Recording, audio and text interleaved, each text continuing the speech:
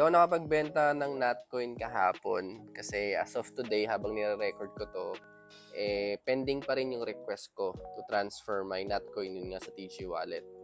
So ilang araw na siya, 'no. Dapat 24 hours lang yun, meron naman silang notification do'n pero yun nga parang 3 days o 4 days na yata, pero wala pa rin. So kahapon, pinagmamasdan ko na lang tumaas yung presyo ni Natcoin at bumaba.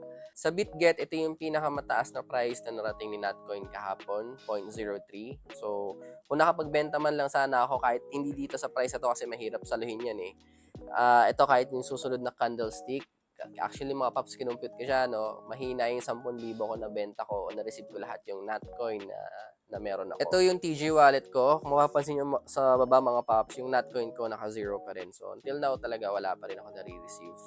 Anyway, okay lang naman, ganun talaga. Siguro sobrang traffic lang talaga nung nangyari, no? Kasi syempre ang daming nagko-convert, ang daming nagte-transfer from different exchanges o kahit papunta dito sa TG, no? But anyway, mga paps, congrats pa rin sa inyo sa mga nakapagbenta kahapon. Sa mga pumaldo, no? Congrats. Imagine nakakuha tayo ng libreng pera. So iba talaga yung nagagawa ng sipag, no? Grind lang talaga sa airdrop. Matagal, pero kung may tiyaga naman tayo dito, well, ayan na nga. Makakakuha naman tayo ng ganitong klaseng reward.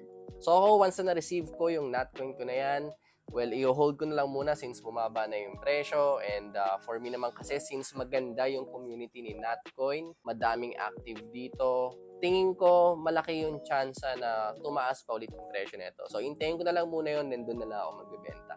So yun mga paps, marami pa rin naman akong airdrop na ginagawa. At syempre patuloy ko kayong i-update doon. At kung naghahanap din kayo ng additional airdrop pa, punta na kayo dito sa bio ko.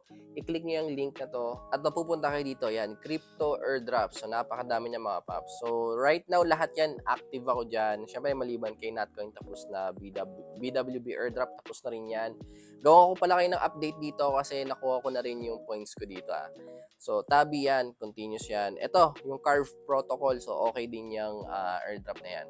So anyway mga paps, yung nasa baba, super fun, iaalisin ko na yan mga paps at may update din pala akong gagawin dyan, no? So yun lang muna mga paps. Again, congrats sa mga pumaldo kay Natcoin.